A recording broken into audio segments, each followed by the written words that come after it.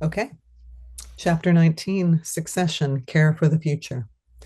Buddhas and ancestors of old were as we. We in the future shall be Buddhas and ancestors. Revering Buddhas and ancestors, we are one Buddha and one ancestor. Awakening body-mind, we are one body-mind. Eihai Dogen, Eihai Koso, Hatsuganon. The continuity factor, dilemmas of succession. It is of paramount importance in Zen tradition and practice to be authorized to teach by someone who has been officially authorized to do so. This is the safeguard against self-proclaimed, self-authorizing teachers in the tradition. In Zen, it is said there is a special transmission outside of words and letters, warm hand to warm hand. Because Zen is not a tradition of the book, as are Judaism, Christianity, or Islam, it cannot be conveyed down through generations by fidelity to a text. Anyone can pick up a Bible and begin practicing from it, preaching from it, even with all its contradictions, confusing language, and obscure passages. Anyone in such traditions, no matter how misguided, can claim to be a preacher or a teacher by reference to the authority of the text. But although there has been so much written about Zen and Buddhism, there is no central book or canon in which to believe. So if Zen is not based on a text or a canon of beliefs, and if Zen is experiential outside of words and letters, where does the authority to teach come from? How can a person distinguish someone with some legitimate Zen teachings to offer from a poseur?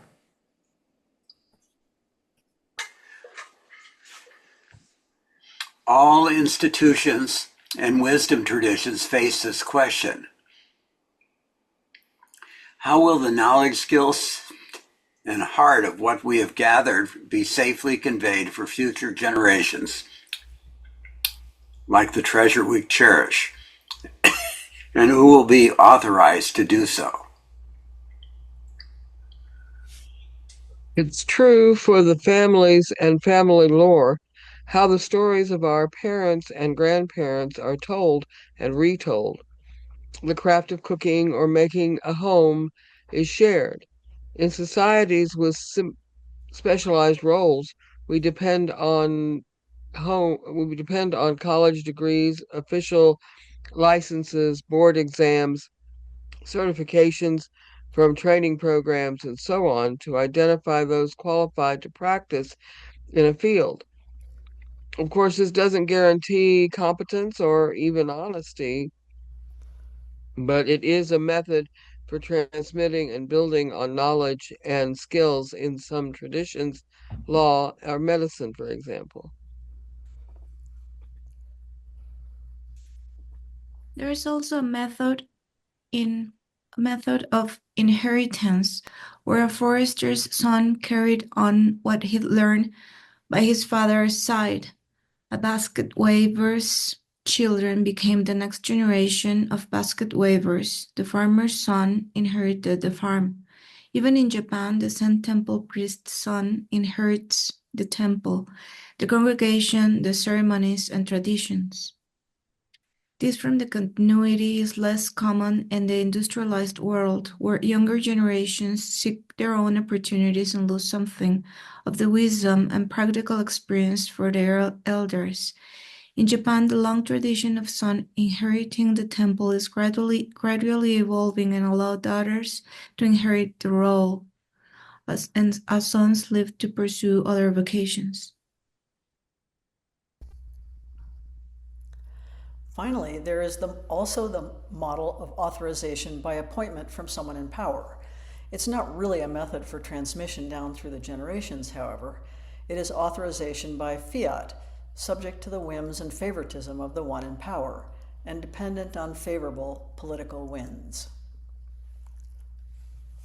Even though Zen's warm hand to warm hand model of transmission of the Dharma can have problems and scandals of its own, many well documented in contemporary scholarship, it has proven remarkably robust for over 1,000 years and in nearly every country in the world.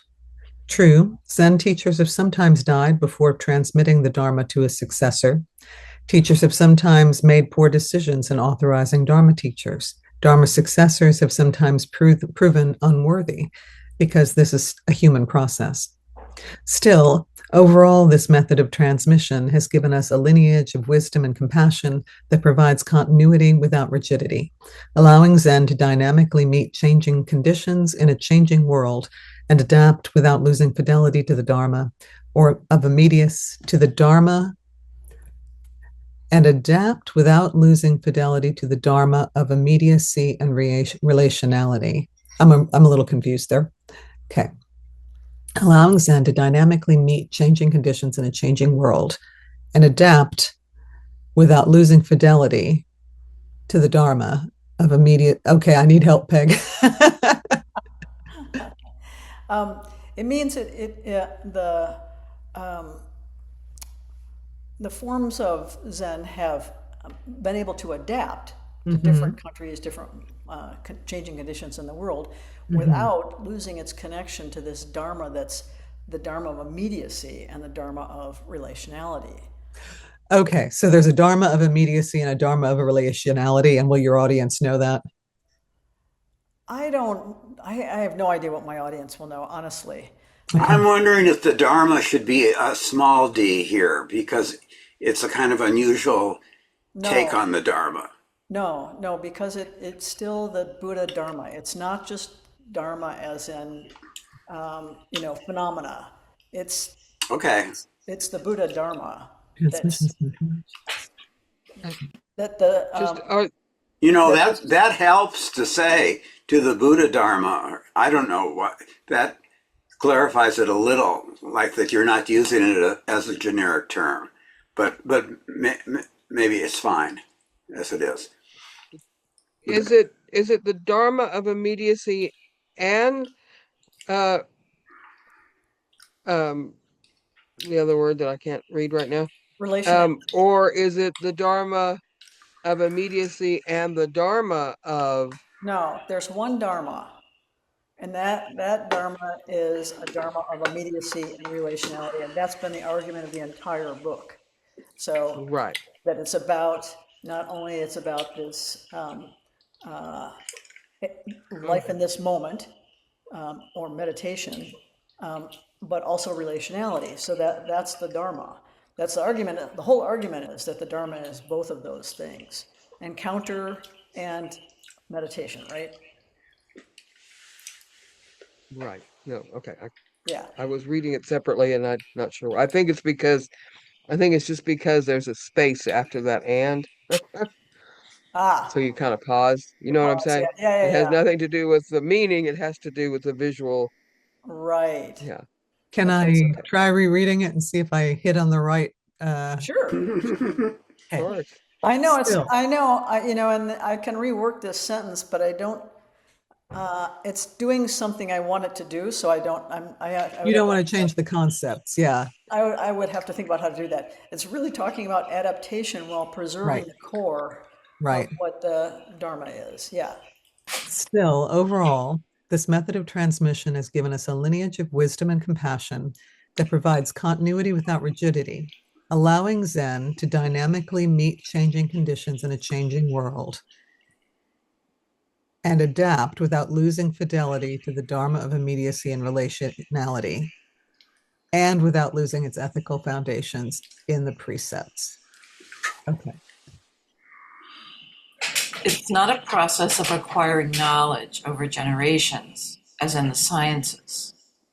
It is the ongoing application of ever-expanding wisdom, compassion, and care to the constantly changing world and its beings right here in our everyday lives and whatever they bring.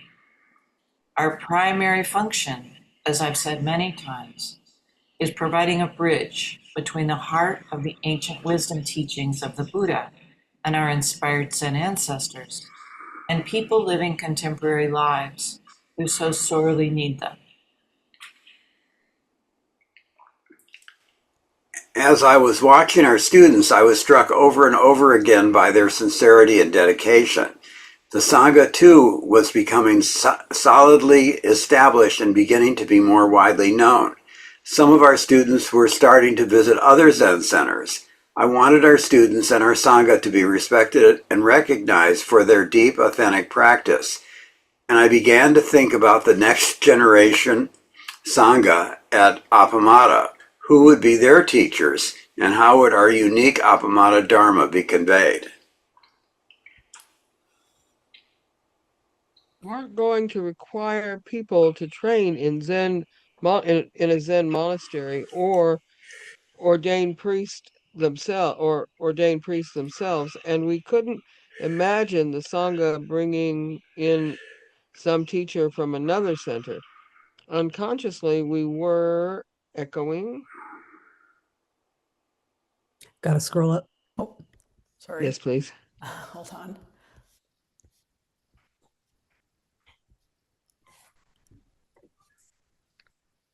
We're echoing the Buddha's last instruction to his disciples: be an island unto yourselves, face forward with Appamada, mindful care.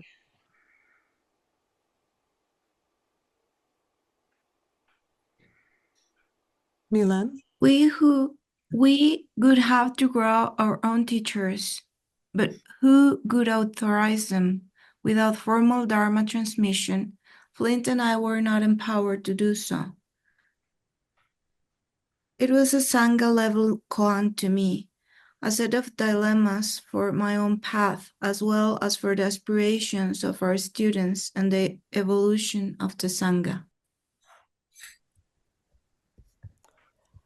Here are some key dilemmas of succession. How do we ensure the continuity and sustainability of the Sangha? How do we provide a developmental path for students with aspirations and capacity to lead or teach? For example, from taking precepts, Jukai, counsels, head student, Zen mentor, and trusted Dharma teacher. And how would Dharma transmission fit into this path? How do we establish a way to seasoned leaders, a graduated experience of greater responsibility and challenges? How do we provide a path of discernment for the Sangha, councils, teachers, and candidates, testing whether each development is wholesome and appropriate? How do we offer recognition for what is already happening in terms of teaching or leading? How do we provide legitimacy in authorizing our teachers, leaders? Hey, Peg, can we back up to the beginning of the list? The second bullet, let's see. How do we provide a developmental path for students with aspirations and capacity to lead or teach? Okay, so are these... This is an example of that kind of a path. Okay. That people might follow. So taking precepts, does taking carry over to Jukai, councils, heads? The ing form kind of messed me up. I didn't know what it connected to or if it just stuck with precepts. And I don't know if there's a way around it. I don't know if there's a way around it without adding a verb to every one of these. Could you leave off the word taking? No, no, not it's From precepts, Jukai, councils? no. The person has to take the precepts. Okay. Let me think about that. I think I can add verbs to every one of those. You know, I don't know if it was a problem for anyone else. I'm not as familiar with the tradition as y'all are. No, well, this isn't the tradition, so this was the question, this is a question of how do you provide some kind of a developmental path, but it looked like this. Yeah, in your Sangha, right? Yeah, because there is a very clear path in formal temples. Got it. But the taking, you're right, Alice, the taking precepts is kind of a phrase that is familiar to those of us that are more immersed in this. Yeah, I hesitate to add a bunch of verbs to every one of these because, serving on councils, being a head student, practicing as a Zen, like that, then it gets cumbersome. Heavy, yeah. I'm just trying to show this would be an example path that happen. In formal tradition, There's a very clear way in which the entire monastery sees everybody who takes on a role, right? Hmm. And so there's a kind of natural discernment that happens about the appropriateness of someone moving along this developmental path. It's it's not it's not linear in a certain way, but Yeah, these roles, and you take these roles, and gradually you're seen as someone who's trustworthy and a leader and so forth. sure. Yeah. I had a thought. For example, a student might um, go from taking precepts to Jakai councils, head students, and mentor and trusted Dharma teacher. So you just sort of slightly remove precepts from, make it a thing of its own before you start your list with the arrows. Ah, maybe. I thought. Yeah. Th- Uh, Sorry, Kim, did I cut you off? Well, it's just a real small thing that the arrow is broken in half after Zen mentor. right, right. Yeah. Yeah, I have to fix that. Maybe mentor has to go to the next line. I don't know. Uh, There's a symbol that is an arrow itself that could be Oh, yeah, that's good. yeah, we can inserted. use that. That's right. That's right. I was thinking more like well, in a vertical diagram, but you said it's not linear, right? Yeah. Okay, so uh, yeah, I don't want to do it that way because I don't want it to seem like a ladder you're climbing. Mm, Thorny. okay. You're going to be thinking about this. You want me to move on to the Yeah, next? yeah, Okay. yeah, yeah. Succession planning is care. I was a new member of the American Zen Teachers Association, which at that time was an association of ordained Zen teachers with Dharma transmission, when I attended my first annual meeting, eager to learn more about teaching the Dharma and managing a Sangha from these distinguished teachers, many of whom I had already encountered through their books and articles in Buddhist publications. The very first session was on the topic of succession. Most of these Zen teachers were in their late 60s and 70s, some even older, and very concerned about the future of their sanghas. One of the grave responsibilities in receiving Dharma transmission is succession, transmitting it on to a future Dharma heir. In this meeting, scroll, scroll, scroll, Scroll, scroll, scroll. it became clear as each one spoke that nearly all of them had no successor in mind, and more surprising to me, no real plans for cultivating successors. How had these revered teachers of the Dharma not prepared for a future in the event of their death, disability, or retirement? What would have happened to their sanghas in the event of their loss? I guess they imagined that the sangha would somehow find someone to lead them, if it continued at all when their teacher was gone. More importantly, though, how could we think about our own Sangha and its future? What could we put in place as our own plan for succession, preparing senior students to assume teaching and leadership roles? What kind of path would this entail for our students, our Sanghas, and ourselves as teachers? Flint and I talked about this, even as we watched our senior students maturing as head students for practice periods. What lies beyond for them as they realize their aspirations and their vow?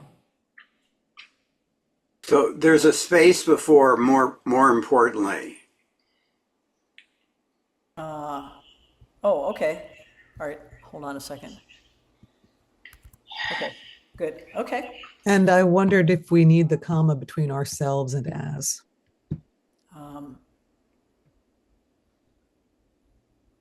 For our students, our sanghas, and ourselves as teachers. Um, uh,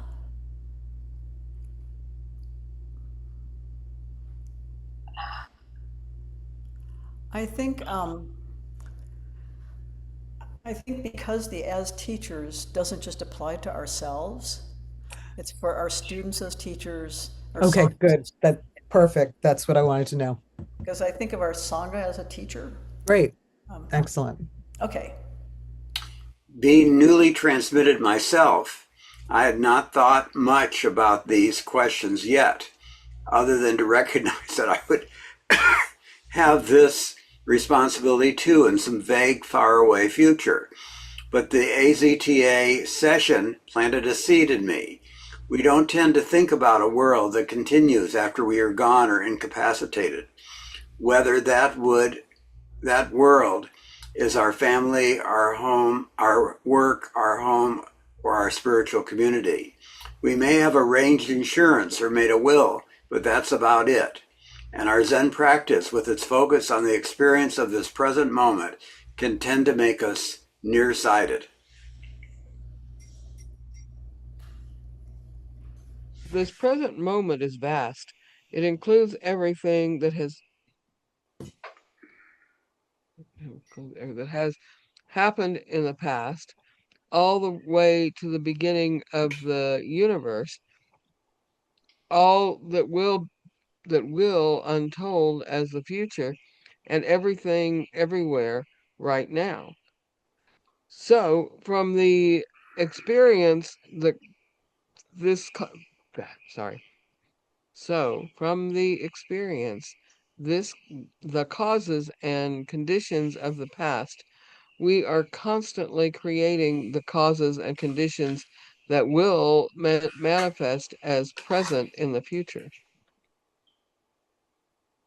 We feel responsible not only for choosing some dharma here to carry on the work of leading the sangha, but more importantly, to have in place a plan for continuity of leadership throughout training and experience.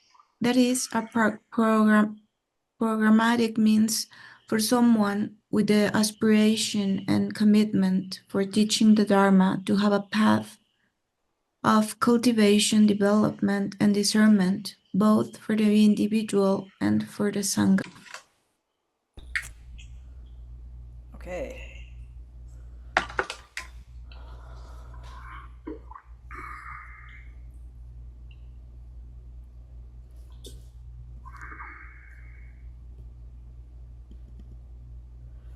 It's my turn, right? Chapter 20, Dharma Teacher Entrustment. In the Soto Zen tradition, there has been no provision for authorizing Dharma teachers who had not been first ordained as priests. Ordained priests were the only candidates for Dharma transmission, and this continues to be the case today in Japan and centers that strictly follow the Japanese Soto Zen model. Dharma transmission authorizes someone at the highest level.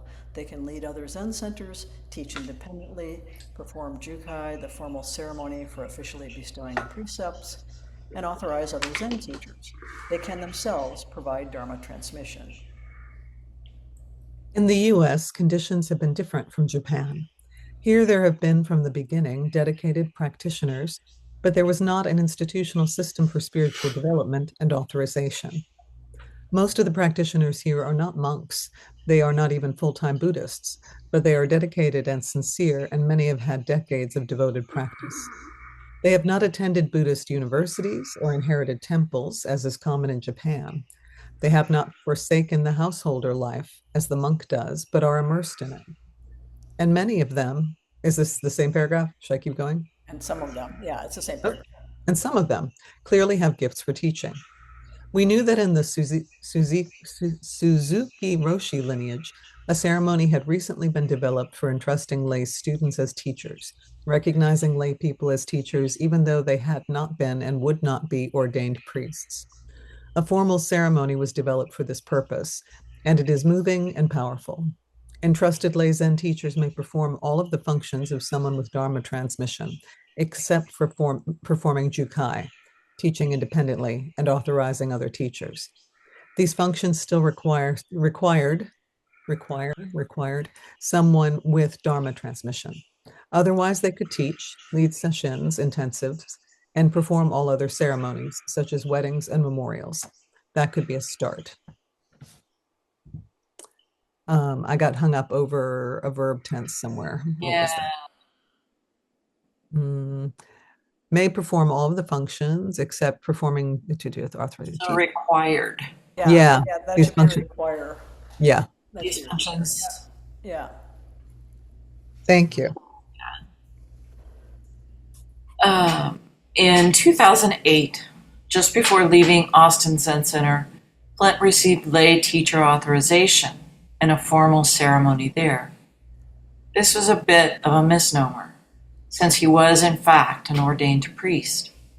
His teaching rakusu was made from the remnants of priest robes sewn by his friends. I had already been authorized to teach informally by Joko and by Flint in 2007. Okay, I'm gonna move this up a little bit.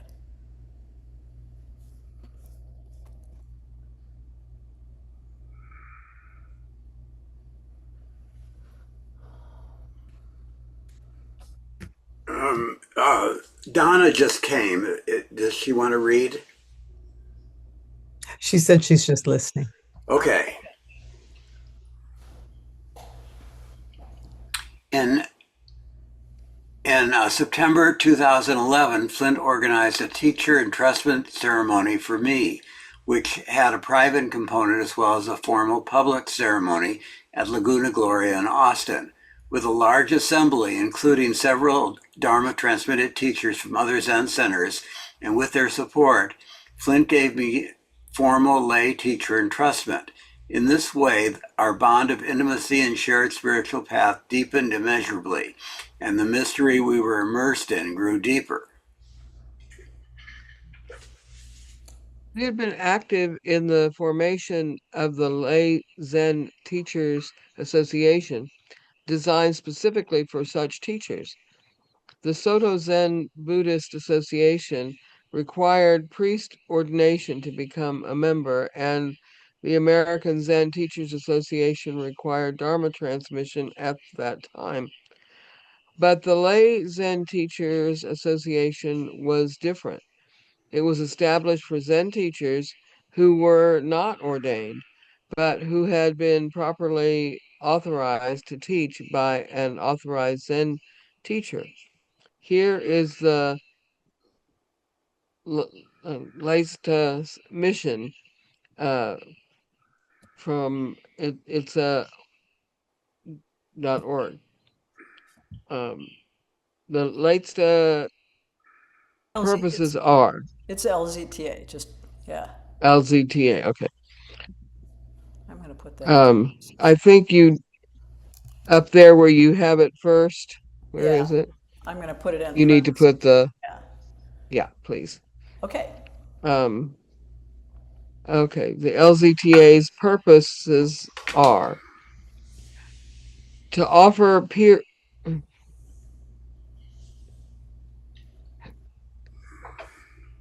to offer peer support and opportunities for lay Zen teachers to share their understanding and skillful means with each other, to develop forms fully realized from from fully realize, express, and transmit the Dharma in lay practice while maintaining and respecting those traditions compatible with lay teaching and lay life, to foster dialogue and interaction among ourselves and with other teachers and lineages so we can clearly so we can so we can clarify the meaning and roles of lay people, priests and monks with contemporary Western Buddhism, to facilitate educational activities relevant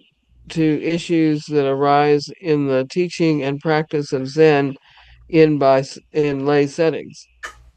LZTA membership is open to an applicant who is formally recognized as a Zen teacher by a teacher who has been so recognized, would give Dharma transmission or entrustment to a layperson if so authorized, has lay practice as his or her focus in teaching, and who does not offer priest or monastic training.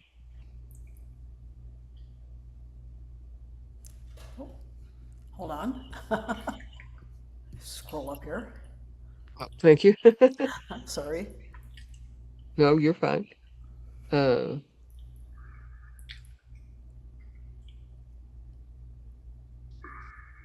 um, okay.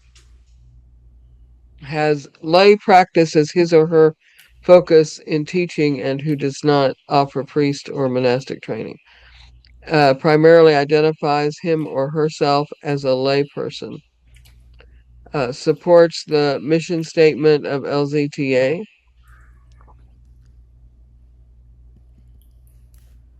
As founding members, we were communicating ourselves to advancing Zen students who were not and did not plan to be ordaining as priests. Meanwhile, we had begun to think about the continuity of the Sangha in a new light. Up to that point, we had focused mainly on the well-being of the community and foundational teachings.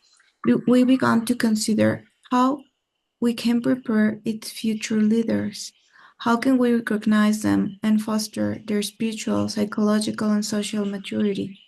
I don't think we have anything but a kind of background awareness of these questions.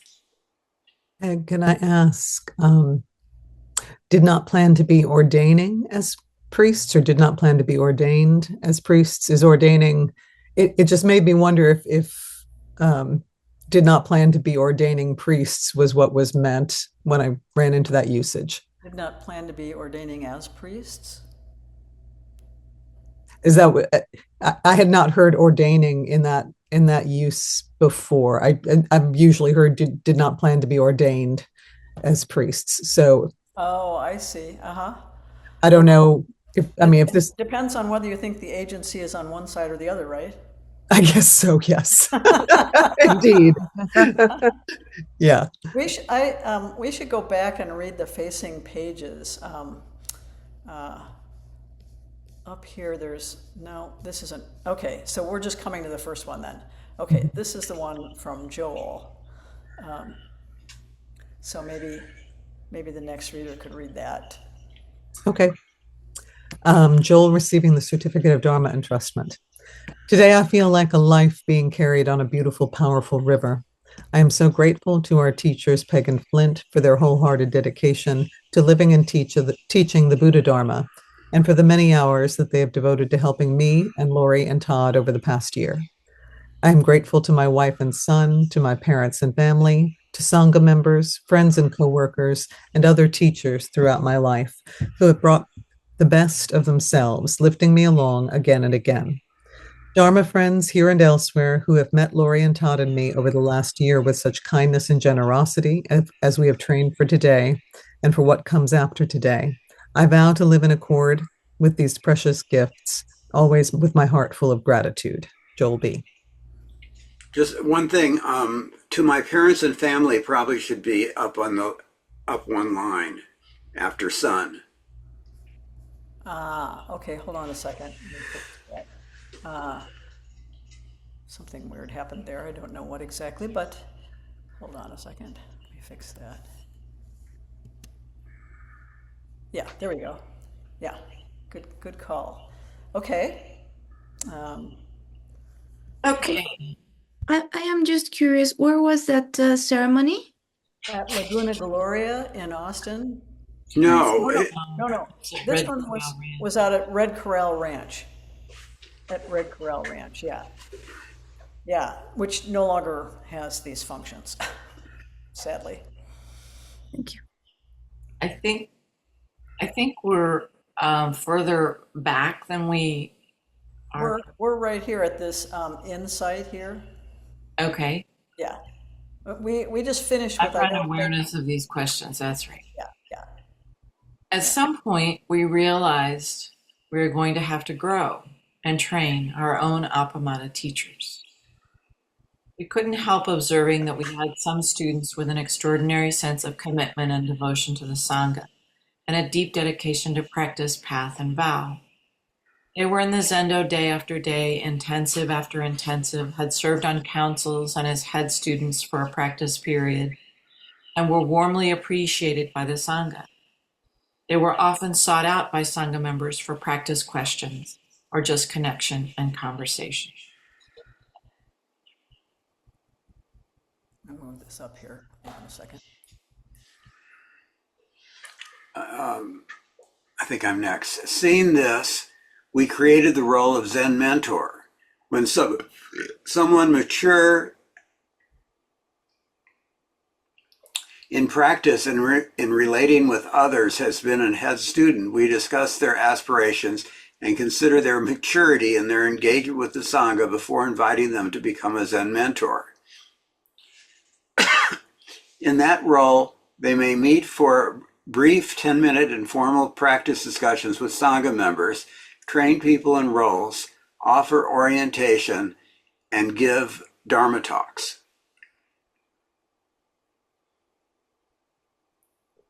All of these activities serve three functions. They give the Zen mentor deeper practice in the path of teaching and leadership. They provide an opportunity for discernment by the student, by the teachers, and by the Sangha about the appropriateness of the student for the teaching path. And they give the Sangha opportunities to experience the Zen mentor in teaching roles. This is a further means of discernment, but it also builds familiarity and acceptance in the Sangha as their spiritual friend assumes new leadership roles. Dharma teachers are forged by the Sangha and emerge in the context of relationships deeply woven. The recognition of this emergence and the already always existing capability now shaped by practice is how teachers become entrusted with the Dharma. It is a far cry, in our view, from the conventional belief that a Zen teacher simply anoints a favored student. Okay, I'm going to read the facing page. This is written by Todd. You being you. This practice is about you. It is just for you. It was designed for you. It will uncover you. Even more than all of that, this practice is you. Practice Zen and witness something you can't understand. But I have a way to describe it for myself that might help you. It was me in constant change, a human unfolding in the form of small shifts over time. It is almost like I have known who I have been all along. I just didn't understand how my way of organizing experiences held me back. Practice brings yourself into full view with nowhere left to hide. You're given a choice. The you that was created, now it stands between me and what I want. The result of practice isn't some special state. The result is you. You were created. You could collapse. In fact, it always is collapsing. My choice is not to remake it.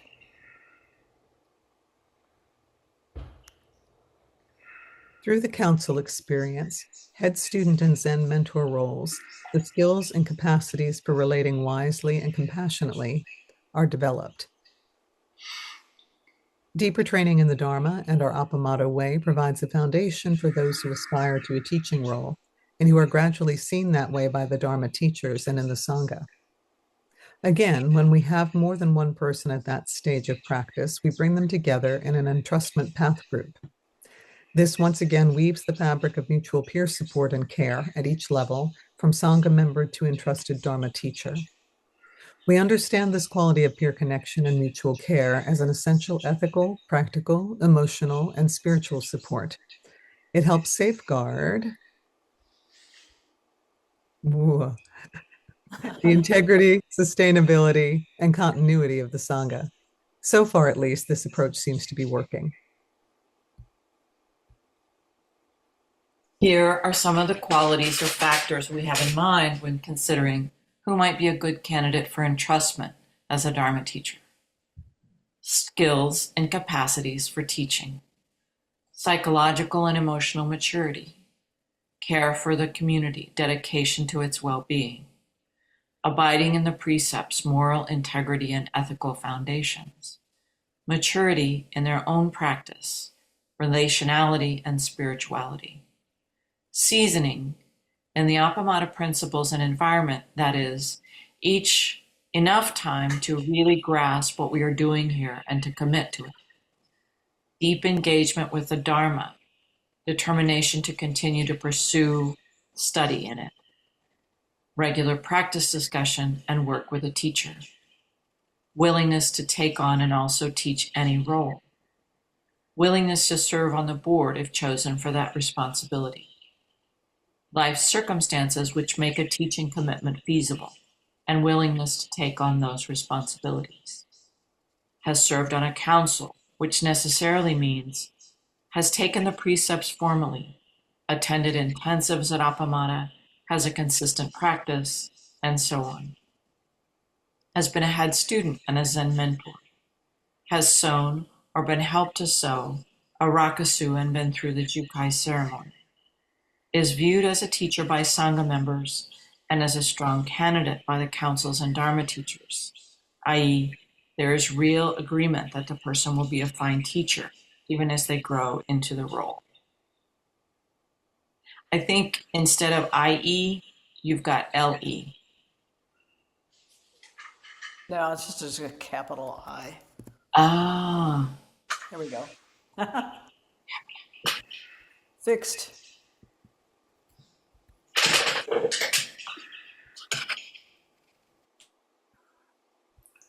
Wait a second here. This is the last little part of that. you want me to just read that? Yeah. That last sentence, yeah. These are key factors to consider, and beyond that, they assume the person has a true aspiration for this path.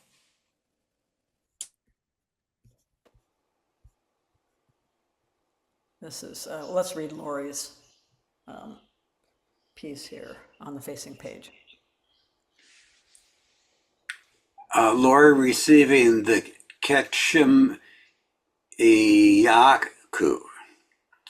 Who knows when the transition phase actually began? Phase.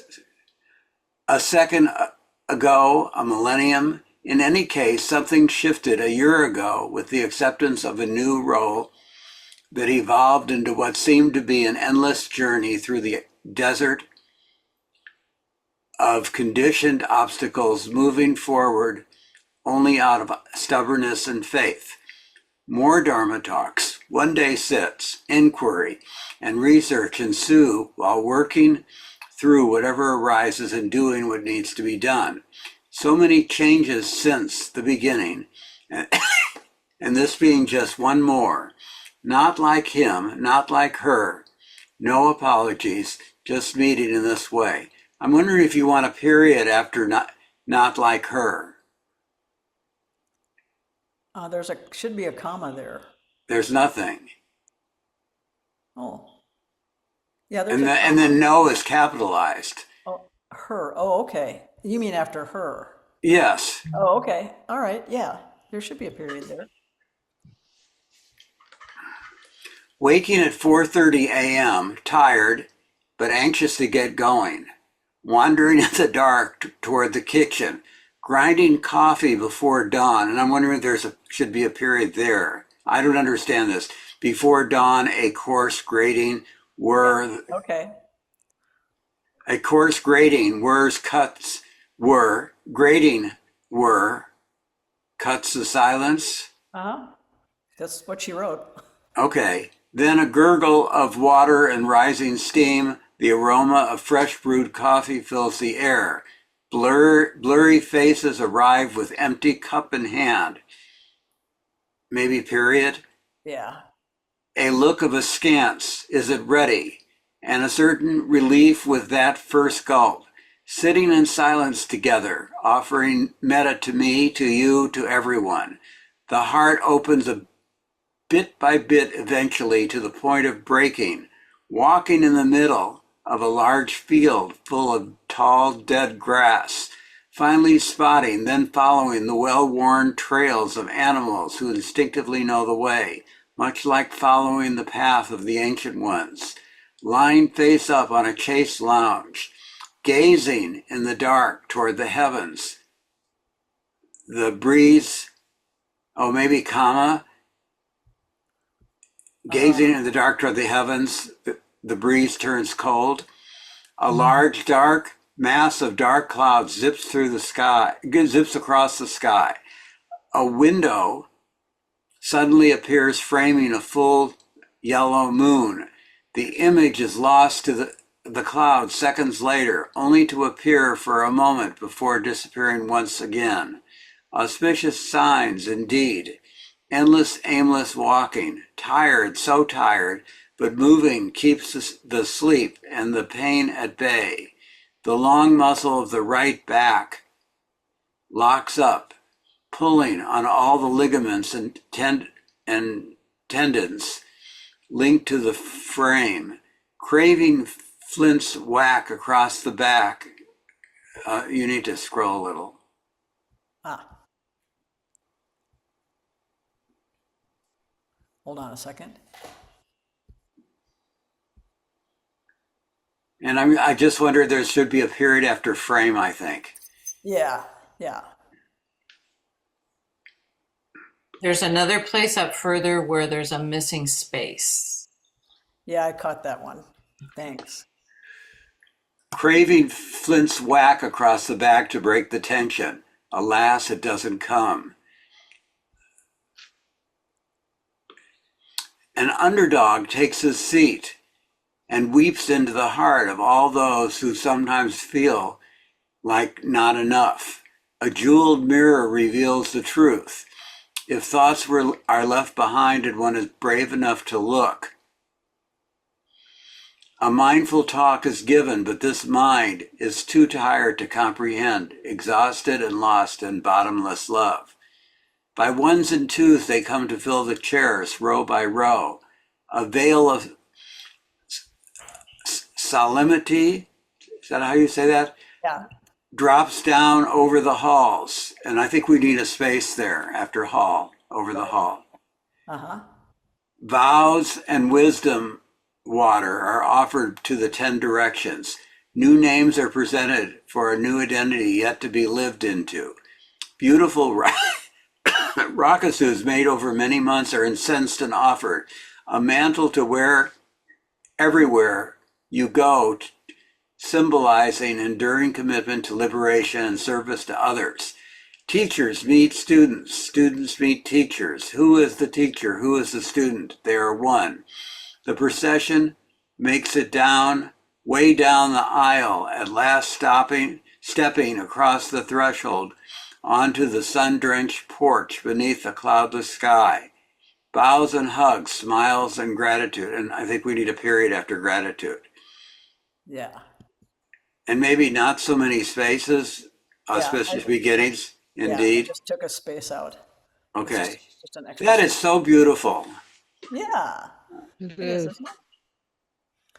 Um, the procession makes its way down. I could read it either way. The procession makes it way down the aisle, Makes or makes its yeah, its way down. Okay. it should its way, yeah. I took this directly from these guys. Okay. All right. It's very nice. I can remember that moment too. Yeah. That was so beautiful when we went outside. Yeah. Yeah. Yeah. Mm. Okay. Who was Beautiful last? description. Uh, Um, so let's see. where were we on this other page? I'm sorry.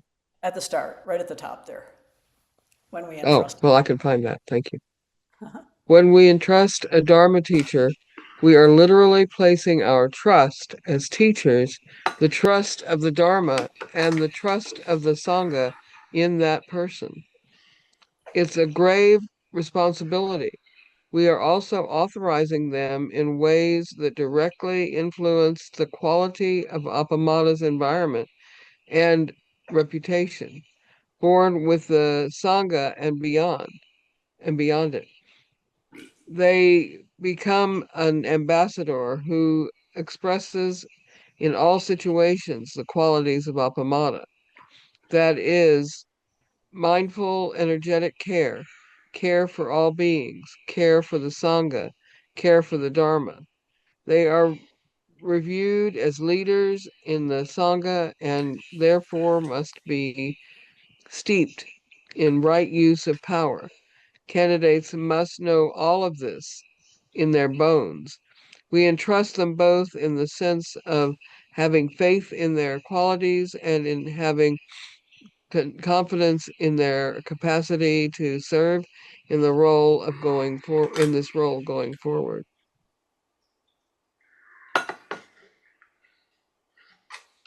Each of our entrustees has shown great courage and persistence in working with their own conditioning and using their practice well when meeting adversity and challenges in their lives as well as in the Sangha. They've demonstrated a deep love of the Dharma and plunged into a lifelong inquiry into these teachings. Most of all, they have shown a deep, abiding commitment to the Sangha, selflessly offering their support and care, leading service, guiding Dharma talks, conducting ceremonies, teaching classes, and the precepts program, offering practice discussion and leading intensives. This is no small undertaking. In turn, the Sangha shows its appreciation in its sincere practice and participation in the generosity of its support. This is how the Sangha can thrive. I'm going to move this up a little bit. In January 2020, Flint and I entrusted our first new Dharma teachers in a formal Dharma teacher entrustment ceremony at Red Corral Ranch near Austin, Todd Bankler, Lori Winnett, and Joel Barna. This was the beginning of a succession plan for the Sangha, helping ensure continuity of leadership, responsibility, and care. Almost immediately, they were faced with a crisis, a global pandemic that emptied our zendo and forced all of our programming to move online. 6 months later, in December 2020, I moved to be closer to my family in the midst of the pandemic. Through the tireless efforts of our Dharma teachers, we were able to work together to keep the Sangha connected at a time when there was extreme social fragmentation, fear, and isolation. I consider this an epic achievement and a testament to the efforts of these newly minted Dharma teachers, flung without warning into a global maelstrom. The transition was a tremendous struggle and not without losses, but our work bringing the wisdom, compassion, and ethical framework of the Dharma to people living contemporary lives in this complex, uncertain world continues.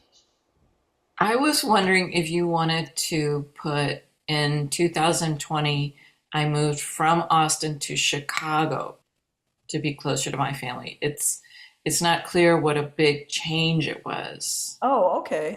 That's a good idea. Mm-hmm. Okay, so let's see.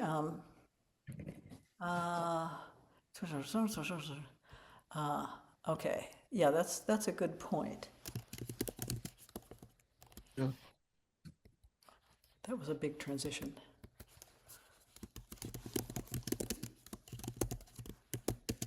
There we go. All right. Cool. We're at 8 o'clock if you wanted to stop here. How much more is there? In this chapter? Yeah. It looks like a bunch.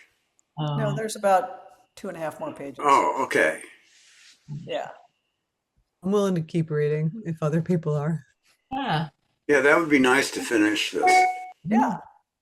Yeah, okay. Kim Mosley received Dharma entrustment in 2024, and currently, as I am writing, we have 4 other students on the entrustment path. We will discover together whether the Dharma teaching path is right for them, but we are greatly encouraged by their sincerity and dedication.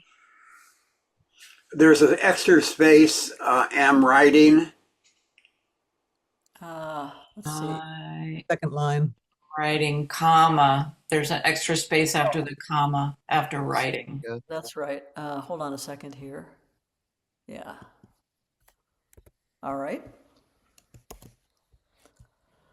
A natural path began to form. Experienced practitioners with an aspiration to support the community were invited to join a council. The councils together discussed and recommended students to serve as head student for a practice period. Those who had been head students for a practice period could become Zen mentors for the Sangha. In that role, they could meet with Sangha members for brief 10-minute practice discussions and continue the role they established as head students in becoming a friend to the Sangha, offering Dharma talks and co-leading one-day sittings and short intensives. As they mature in this role, through mutual understanding and agreement, they may be invited to Dharma entrustee path, the Dharma entrustee path, leading to entrustment as Dharma teachers. This is a little repetitive of, you had talked about this before, that like the 10-minute practice discussions. Right. A few pages before. I don't know if you want it in both Yeah. places. I'll decide which place that really should be. The other thing I had, and I know that this would mess up a very nice transition leading to entrustment and then a reflection on entrustment. I was a little startled to move from Kim Mosley. At the time I'm writing, I'm in the present, and then a natural path began to form. It almost feels like the Mosley paragraph should come after that. In 2020, you've got this going, a natural path began to form. This is what we've done. And most recently, this. I don't think I would do it that way. Or you could say a natural path has Begun to form. Yeah, I think, that's good too. I think was beginning to form. Okay, is probably more accurate. Because there was a group with me. Right, right. Okay. All right.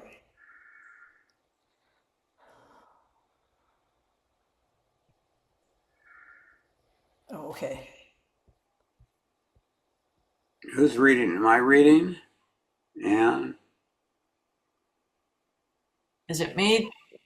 Alice, did you just read? I can't remember. I read the paragraph about Kim, and then you read the next paragraph, right? I haven't read the next paragraph. Okay. Sorry, go ahead. Somebody, yeah. You would be reading a reflection on entrustment. Okay, a reflection on entrustment. Each person's path to entrustment so far has been unique. We've observed how each one grows into this role, how they continue to grow after entrustment. So entrustment is a vote for the future, in a way, the future of the person and the future of the Sangha. What we are looking for can't really be codified. There's integrity, devotion to their spiritual path, dedication to the Sangha, and a natural, even if unrecognized by themselves, capacity for teaching. People are drawn to them, seek them out. They have a willingness to face their own conditioning, mistakes, difficulties, with curiosity. They work regularly and closely with a teacher and have an appetite for learning in the Dharma realm.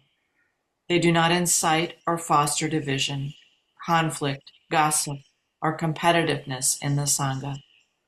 But all of these qualities are expressed in myriad different ways.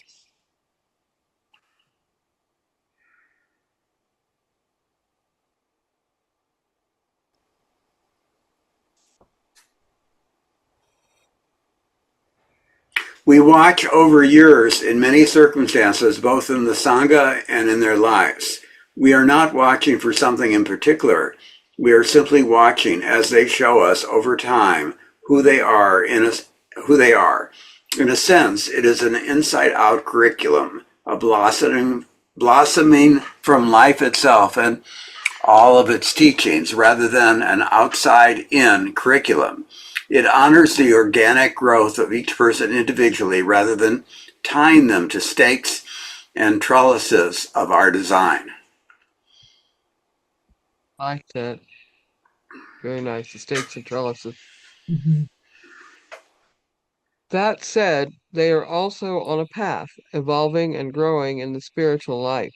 And so they need both spiritual friends and a keen guide who can see the way in who can see the way in the light of the Dharma, who needs Who needs what? Oh, who needs what to thrive? Some need education in the actual teachings of the Buddha. Some need connection and inspiration through the Sangha.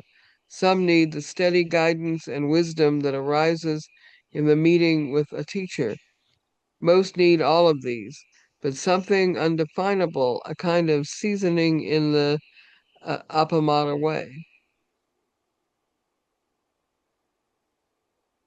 Our training methods cannot be standardized, as one might find in a training monastery. Of course, years ago, I did map out a kind of curriculum for a 2-year priest training program at just such a monastery. But our situation is quite different, and our ways are not like that. They are, rather, a form of art and skillful means in a dynamic web of relating, a web that includes teachers, spiritual friends, the Sangha, families, workplaces, and the great world beyond. It is a process that dismantles ambition and striving while fueling aspiration and vow. You want a comma after rather? Oh, yeah. For these reasons, Appamada cannot become an institution. This is what compels me to write this book, to explain our distinctive perspective, our organic, wild nature. It's a struggle for those of us conditioned by decades of Western schooling and steeped in the academic life and a capitalist society.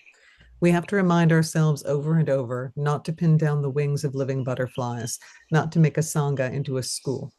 Dharma teachers are an emergent phenomena in a healthy Sangha, a complex adaptive ecosystem.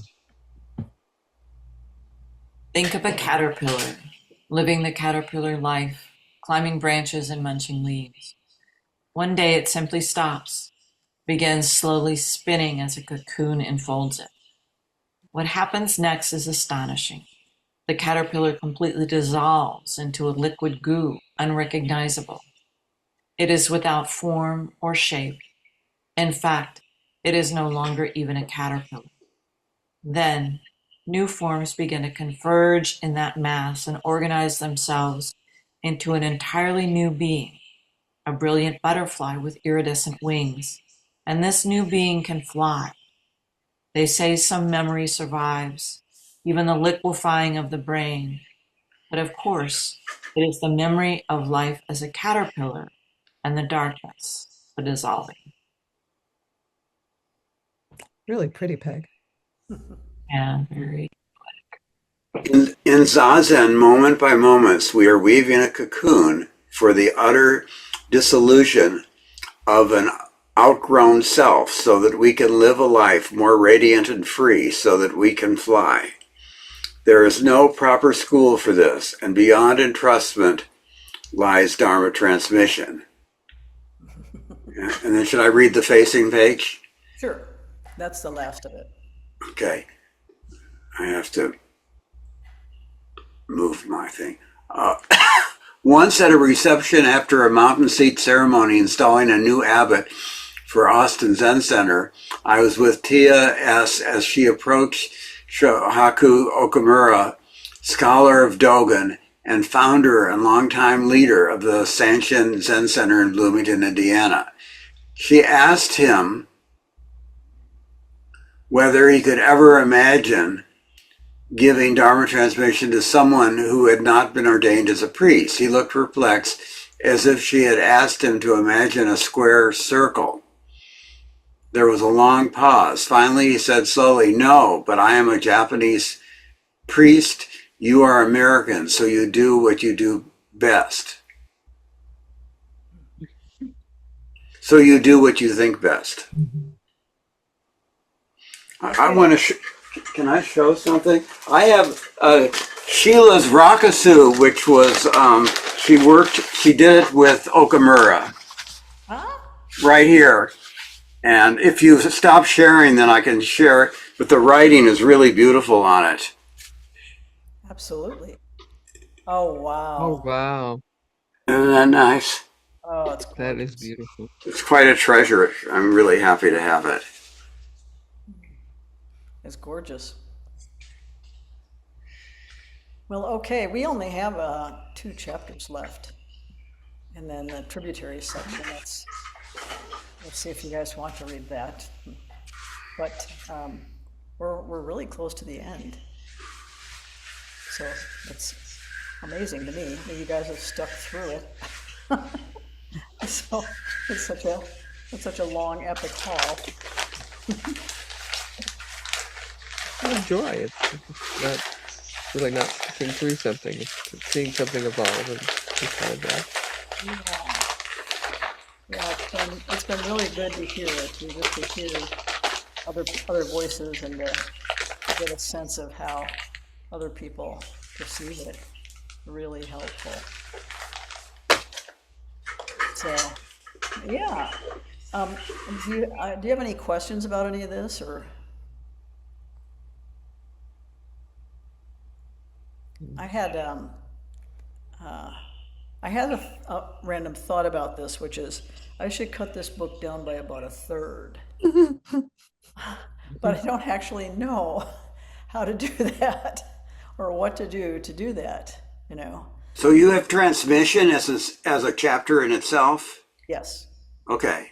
that's the next chapter, and then after that is the conclusion and tributaries, which is just the little capsule summaries of some of the teachers who influenced us, some of the models that have influenced us. So Will that take us 2 times, 2 weeks, do you think? I think it will. Yeah, Okay. I think it should take us 2 weeks. Yeah, I think next week we probably could do. Let's see what we did today. Uh, we did about 30 pages, which is pretty typical. Um, yeah, I think we could get through the conclusion next time, and then people can see if they want to go if they want to read the tributaries section. And the back matter, you can, I'm happy to go over that if you want to. There's a glossary of common Zen terms, there's a bibliography, there's the acknowledgement section. Uh, yeah, just those kinds of things in the back matter. I think it would be good to do it all, personally. Yeah, I think so. I think You so guys are too. gluttons for punishment. I can't believe it. I think the tributaries for sure. That would be really Yeah. interesting. Well, the glossary too, and we might find things there Yeah, and you might want to add some things. It's not really a glossary, it's common terms and then sort of my definitions of them. And they're the common terms that people are likely to encounter. But there are, of course, many, many more terms that they're not likely to encounter unless they're in a monastery or something like that. So I didn't put in too many things like that a normal person wouldn't encounter in, say, conversation. So So Peg, what is giving you this feeling that you need to cut it by that much?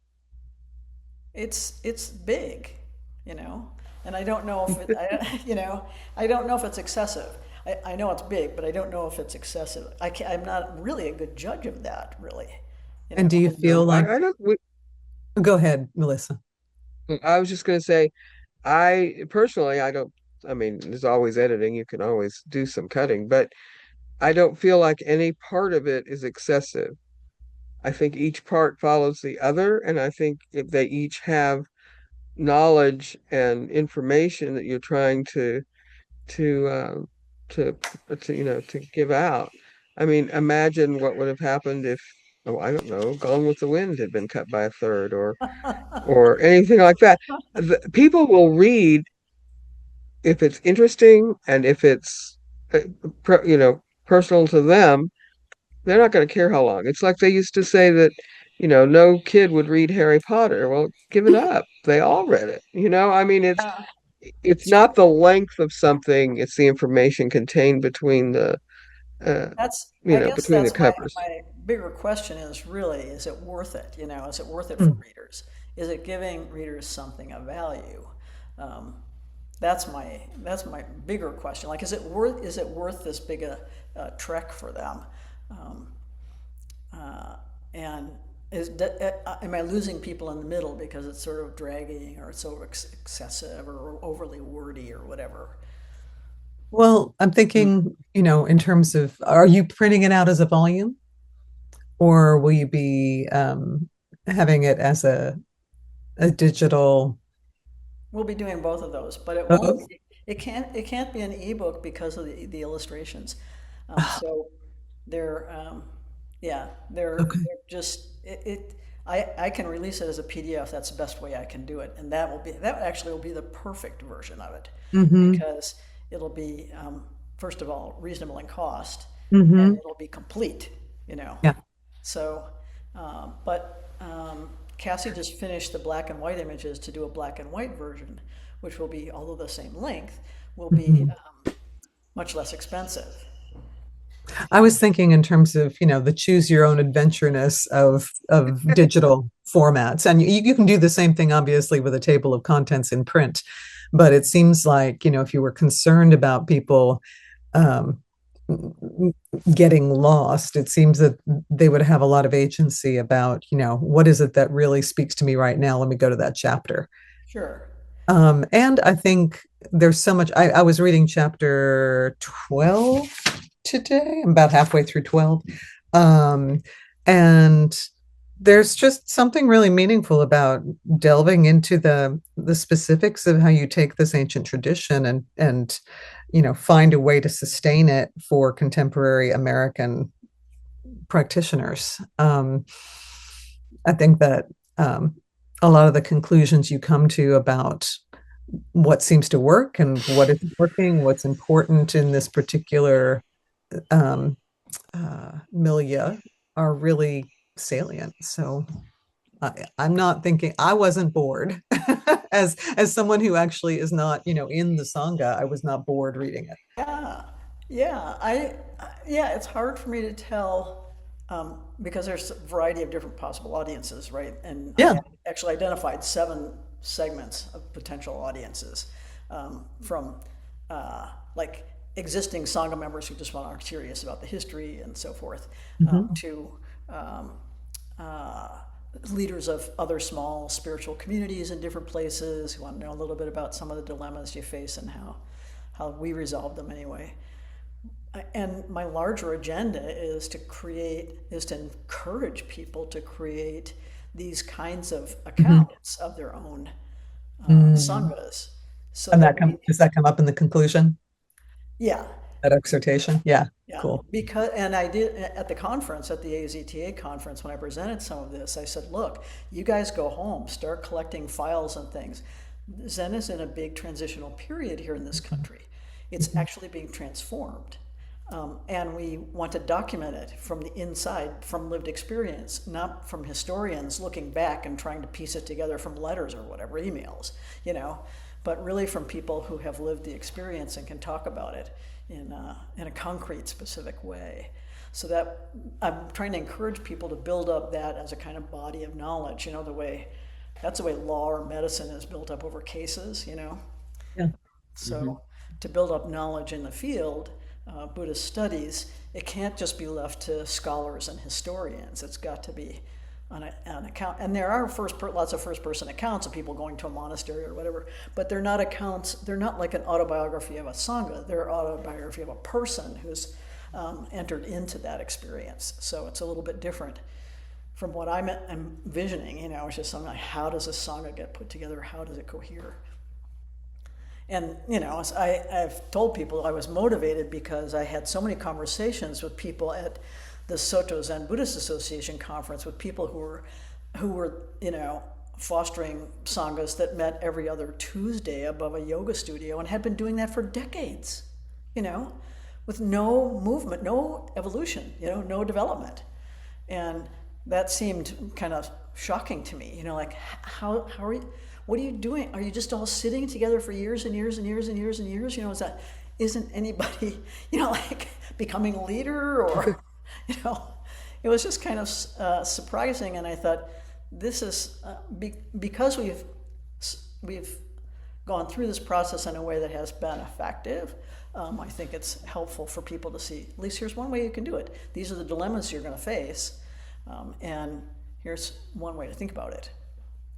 So that's one whole audience segment as that in mind. You know, I have one whole audience segment that in mind that is like publishers of Buddhist journals who really there's a big lacuna where the lived histories of sanghas would be. You know, this particular kind of a thing would be. There's nothing about that.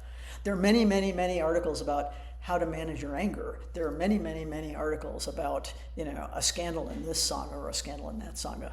Many, many, many articles. But it's all individualistic. It's all very individualistic. And almost none of it, nothing that I've read is organizational. None of it is talking about organizational stuff. This would be the first book I know of in the Zen Yeah. about that.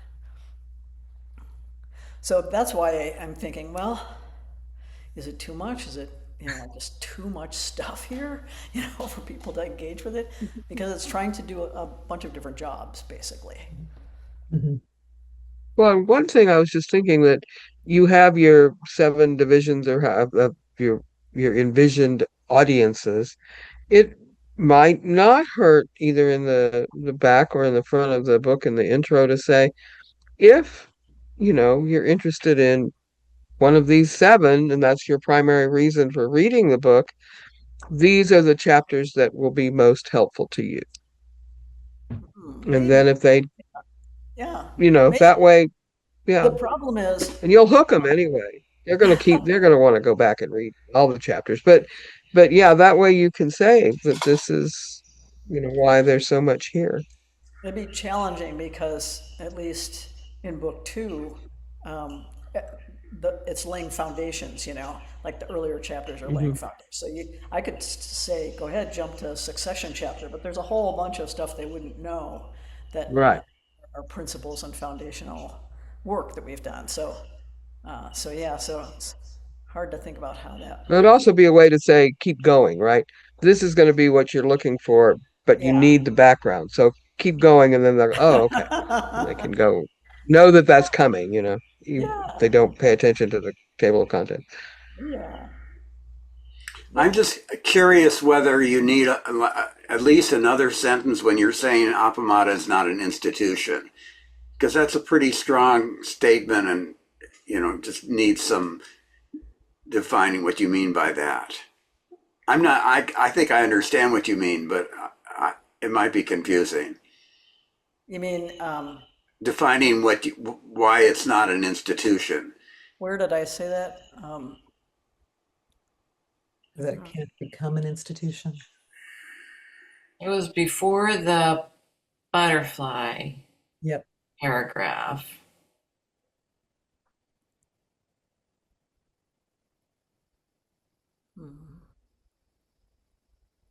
Kind of stuck with me that Yeah.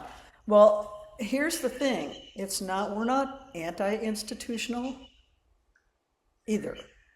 You know, we're not rebelling against institutions, which certainly have a function, which is conserving, you know, what people know and what people know how to do. even if you said it's not, but it is and had some other word like a movement. It is a rest of the book.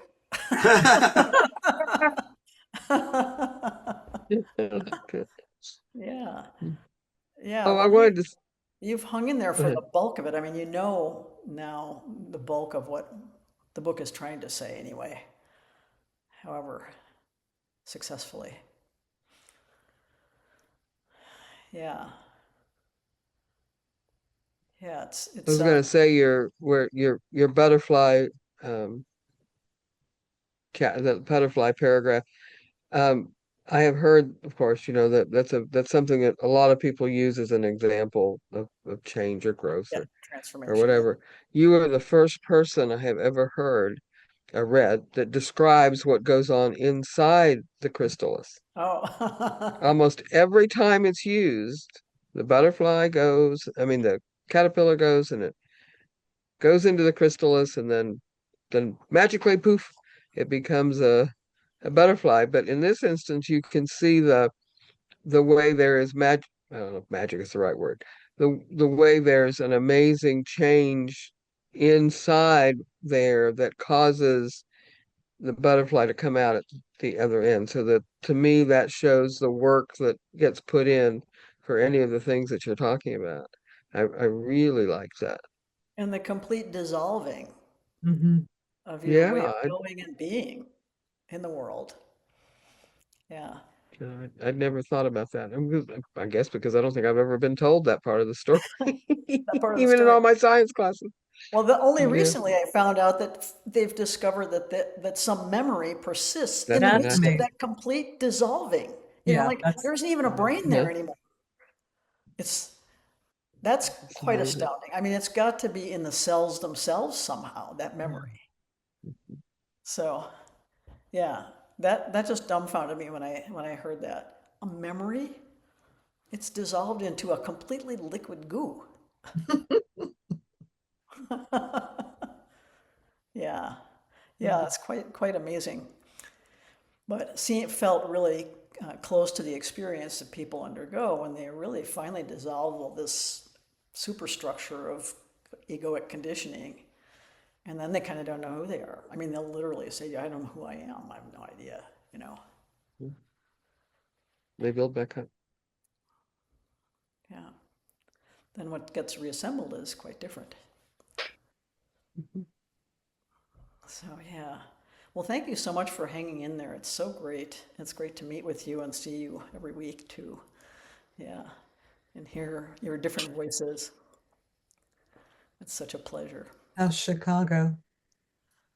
Well, it's warming up. It's 40 degrees now, so Ooh, yeah. balmy. You know, the bro macho thing in Chicago is for the guys to wear shorts even if it's 10 below. So, No. and I always want to say, I'm so impressed. I'm so impressed. So impressive. Such a sign of manhood. Go figure. Or craziness, depending on. They don't wear ties anymore, but they wear shorts. Yeah, And it's, that's I'm of course bundled up like an Eskimo, but that's just me. But yeah, it's been a weird. It's weird because we had a very big cold spell and a bunch of snow, and then nothing, since then. So it's another kind of weird winter. But where you guys are probably is really wonderful. This is usually a pretty good time of year in Austin. We've been edging closer to 80 more often than we should. yeah.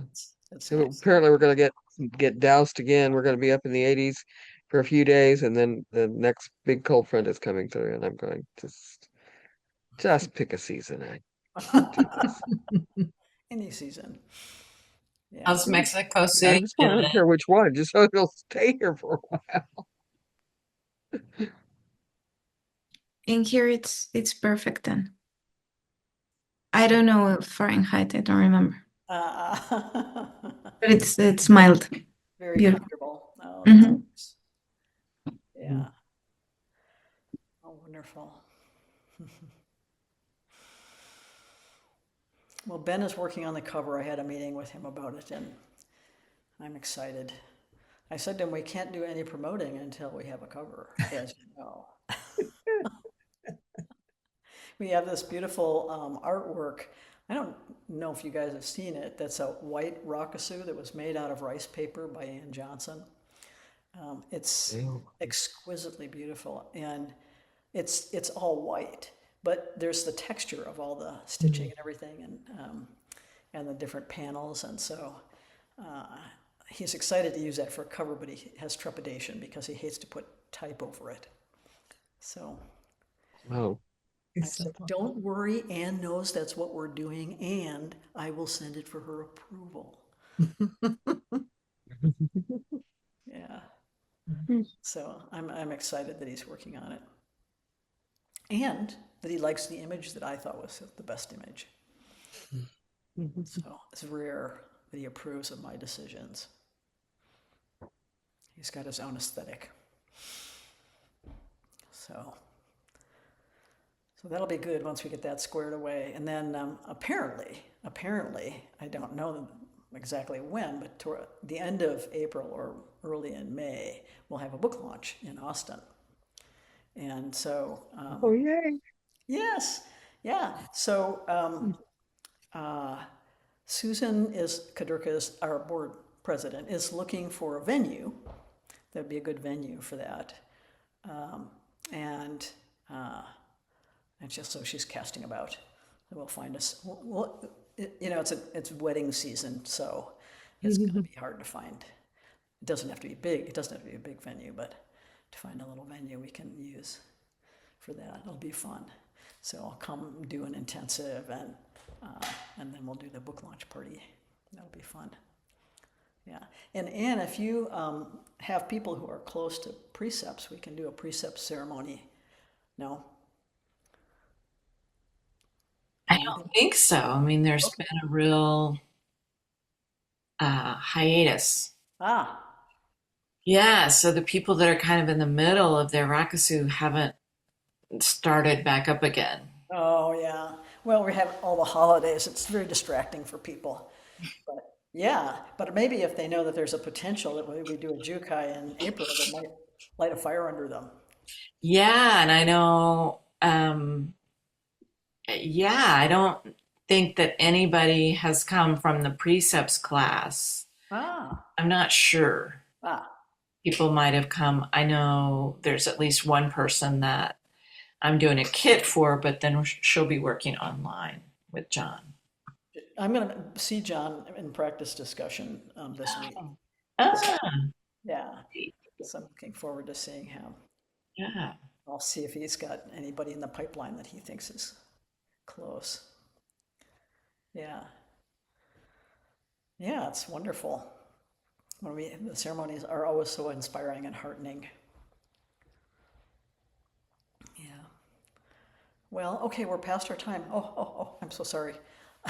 I'm a very bad time manager, actually, when it gets right down to it. But you would think after all the years of teaching, right, you'd have a pretty good sense of when the end of class is, but no bells go off, so that's what we're attuned to. We're listening for the bell. So anyway, thank you so much, and I will see you next week. Okay, thank you. Good night. Good night.